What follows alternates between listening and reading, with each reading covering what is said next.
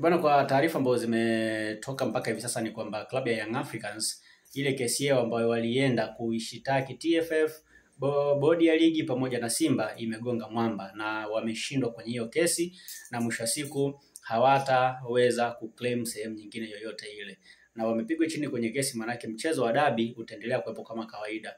Kama unakumbuka hii taarifa wakati inatoka, Yanga walienda kushtaki wakidai mambo mawili. Kwanza wakidai kwamba TFF na bodi ya ligi na Simba wamevunja kanuni, lakini pili walikuwa wanadai kuwapate alama 3. Lakini kwa kwenye utaratibu wa kupata alama 3 unatakiwa uwe hivi: ili uweze kupata alama 3 ni lazima kweli kanuni ziwe zimevunjwa na ithibitike kwamba zimevunjwa kwa makusudi, na ikithibitika kwamba kweli zimevunjwa kwa makusudi unaweza kupata alama 3. Lakini kikawaida pia utapata alama 3 endapo itatokea umefika uwanjani na mpinzani wako hajaja. Umefika uwanjani na mpinzani wako hajaja, maana yake utaweza kupata alama 3. Lakini ikitokea umefika uwanjani na mpinzani wako umefika uwanjani na mpinzani hajaja, utapewa alama zako 3 na utaondoka. Lakini ikitokea umefika uwanjani mpinzani hajaja, halafu hakuna waamuzi ambao wamefika, maana yake huwezi kupata alama 3. Kwa kitu ambacho kilitokea ni kwamba baada ya bodi ya ligi kuahirisha mchezo, Yanga wao walienda uwanjani, na baada ya kufika uwanjani waliendelea kufanya mazoezi kama kawaida, lakini hapakuwepo na official yoyote ambaye alikuwepo kwenye kusimamia ule mchezo. Maana yake ni kwamba mchezo tayari ulikuwa umeshaahirishwa, na kuahirishwa kwake tafsiri yake ni kwamba hakuna timu ambayo ilikuwa inaruhusiwa kwenda uwanjani kwa wakati ule.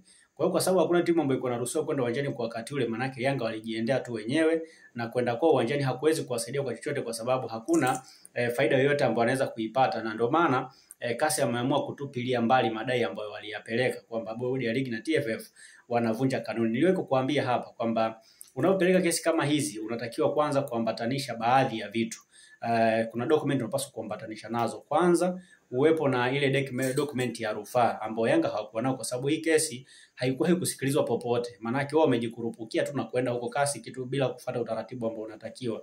Hilo ni kosa ambalo Yanga amelifanya. Lakini pia kitu kingine ni kwamba walipaswa kuisikiliza bodi ya ligi, hata kama mchezo uliahirishwa kimakosa, lakini walipaswa kwanza kuisikiliza bodi ya ligi inataka nini, halafu wakae kikao cha ndani cha kujadiliana namna gani ambavyo mchakato wa tarehe mpya dabi utafanyika. Lakini walichokifanya wao ni kugoma moja kwa moja, kitu ambacho kilipelekea wakaenda moja kwa moja kushtaki, na baada ya kwenda kushtaki tayari wanaonekana kama wao ndio watu ambao wamekosea, na walipeleka pia maombi mengi kwenye ile kesi yao. Kama unakumbuka, leo kuambia hapa kwamba miongoni mwa vitu ambavyo Yanga walikuwa na vidimandi kwenye ile kesi ni pamoja na kuomba wale arbitrators, kwa maana ya wale tunaita arbitrators ni wale tunasema ni watu ambao ni wasuluhishi.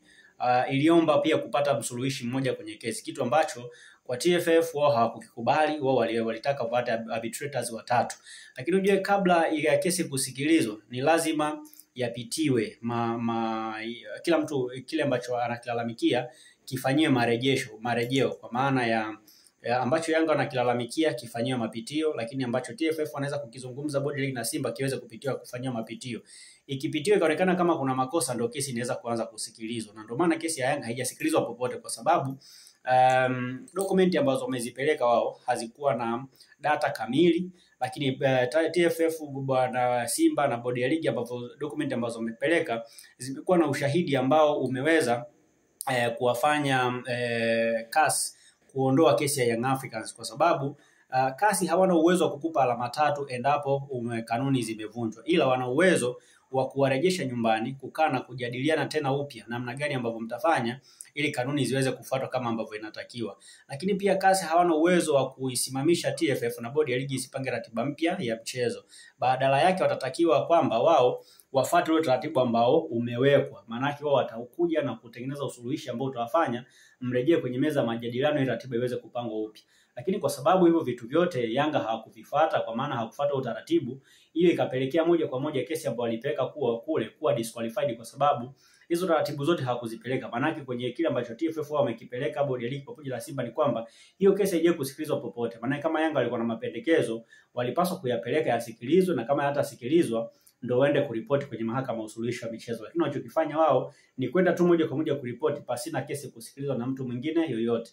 Inawezekana kama hii kesi wangekaa kwa pamoja kujadiliana, ndio majibu akashinda kupatikana, ndio Yanga wakaenda sasa kwenda kushtaki, inawezekana Yanga wangeshinda, kwa sababu wangekuwa na ile barua ya rufaa wangekuwa nayo. Sasa kama wangekuwa na ile barua maana yake wangeshinda, lakini kwa sababu kesi haikusikilizwa popote, maana yake hawezi kupata ile barua ya rufaa, na kama hawezi kupata barua ya rufaa means hawawezi kwenda kupata majibu sehemu nyingine yoyote ile. Kwa hiyo ambacho wamekifanya Young Africans ni makosa, na tayari wameonekana kama wao hawajui sheria, na ndio maana wameshindwa kupata majibu ambayo wanatakiwa, na sasa hivi mzigo mzima umerudishwa kwa TFF na bodi ya ligi, kwa maana sasa wao wamepewa room ya kukaa na kupanga ratiba upya ya mchezo wa dabi. Ni hiyo ratiba ya mchezo mpya dabi ikipangwa, kama itatokea sasa Yanga hawajatokeza uwanjani kwenye huo mchezo wenyewe, maana yake ndio adhabu zingine zitafuata ambazo zitakuwa chini ya TFF na bodi ya ligi, ambao ndio wataamua kwamba Young Africans waiadhibu kwa namna gani, na kwa sababu kanuni pia zinaeleza wazi kwamba usipotokea utapokonywa alama 3, maana yake ndio kitu ambacho kinaweza kwenda kutokea. Lakini kwa Young Africans, kwa yale yote ambayo walilalamikia kule kwenye mahakama ya usuluhishi wa michezo, yote yamepigwa chini na hakuna kitu ambacho wameweza kufanikiwa nacho. Maana yake mpaka hivi sasa Young Africans ndio ambao wameshindwa. Ina maana TFF, bodi ya ligi na Simba imewagaragaza Young Africans, na wanachopaswa kufanya Young Africans ni kukaa na kuisikiliza bodi ya ligi inasema nini, TFF inasema nini, ili mambo mengine yaweze kwenda sawa sawa. Kama utakumbuka pia iliwahi kuitwa kikao na Wizara ya Michezo wajadiliane kuona namna gani ambavyo wanaweza kupata hizo suluhisho, lakini Yanga walibaki na msimamo kwamba hawatacheza dabi. Na mimi nakumbuka nilikuja hapa kuambia kwamba kama itatokea Yanga wataendelea kugoma, basi inaweza kuwagharimu, kwa sababu mwisho wa siku kinachotakiwa ni suluhu ipatikane. Ili suluhu ikishapatikana maana yake mechi itachezwa. Sasa suluhu isipopatikana, mechi isipochezwa, maana yake kuna mtu anaweza kwenda kuathirika. Na kinachoenda kutokea sasa hivi ni kwamba Yanga anaenda kuathirika sasa, tofauti na vile ambavyo watu walikuwa wanafikiria mwanzoni. Na mimi niliwaambia vizuri kabisa kwamba Young Africans anaweza kwenda kuathirika zaidi, kwa sababu huko tunakoelekea ni kubaya. Mwisho wa siku ataenda kuaibika, na ndio kitu ambacho kinaenda kutokea kwamba Young Africans wanaenda kuaibika, kwa sababu baada ya kushindwa, maana yake TFF na bodi ya ligi wamepewa sasa room ya kwenda kutangaza tarehe mpya ya dabi, na wakitangaza tarehe mpya ya dabi na Yanga asipotokea, maana yake Yanga inaenda kukutana na adhabu kali zaidi, ambayo itakuwa hiyo chini ya TFF na bodi ya ligi, ambapo itakuwa ni kunyang'anywa alama pamoja na kama ataendelea kugoma zaidi, maana kuna possibility hata Yanga akashushwa pia na daraja. Ingawa kwenye kushushwa daraja hiyo ni kitu ambacho kinaweza kisitokea, lakini kupokwa alama 3 za mchezo inaweza kutokea, na kupokwa pia alama 15 pia kwenye msimamo ni kitu ambacho kinaweza kwenda kutokea. Lakini kwa sasa Young Africans hawana sehemu nyingine ambayo wanaweza kwenda kujitetea kwa namna yoyote ile. Kitu ambacho wao wanakidemand ni alama 3 ambazo sasa wangeweza kuzipata kirahisi tu kama hii kesi ingesikilizwa mwanzoni hapa nyumbani. Lakini kwa sababu hii kesi haikuwa imesikilizwa mwanzoni hapa nyumbani, maana yake ni kwamba hakuna sehemu ambapo yeye kama club anaweza kwenda kunufaika moja kwa moja. So I believe kwamba Yanga ni timu kubwa, ni timu ambayo ina viongozi ambao ni wasikivu, wanaweza kukaa na TFF na bodi ya ligi wakajadiliana kwa pamoja, wakatengeneza mpango ambao unaweza kuisaidia Yanga na mpira wetu wa Tanzania ukakuwa kama kawaida, pasina kuanza kuzozana kama ambavyo imetokea. Lakini kitendo cha wao kwenda kushtaki kwenye mahakama ya usuluhishi wa michezo duniani kwa maana ya kasi ni kuonesha dhahiri kwamba hawana imani na TFF, lakini pia hawana imani na bodi ya ligi, lakini pia ni watu ambao wanataka kudondosha mpira wa Tanzania. So kwa sasa Simba akaia anasubiri tarehe mpya dabi ipangwe then wacheze. Kwa sasa hivi Yanga ambacho wanakiombea ni Simba kupoteza mechi zake za ligi kuu.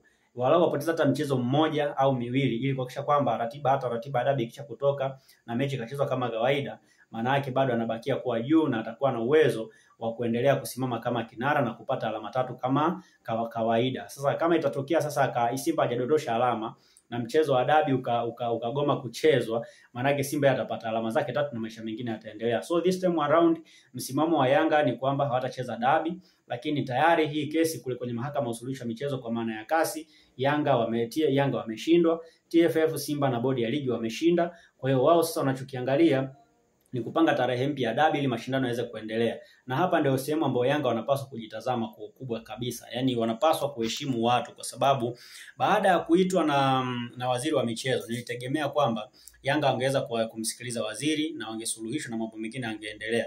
Lakini walichokifanya wao ni kugoma, na mwisho wa siku kugoma kwao kumekuja kuleta athari hii ambayo tunaiona kwa sasa. Lakini all in all, Engineer Harris na wanachama wake wanapaswa ku calm down, kutulia na kuona namna gani ambavyo wanaweza kuendea mchezo wa dabi na ukachezwa vizuri.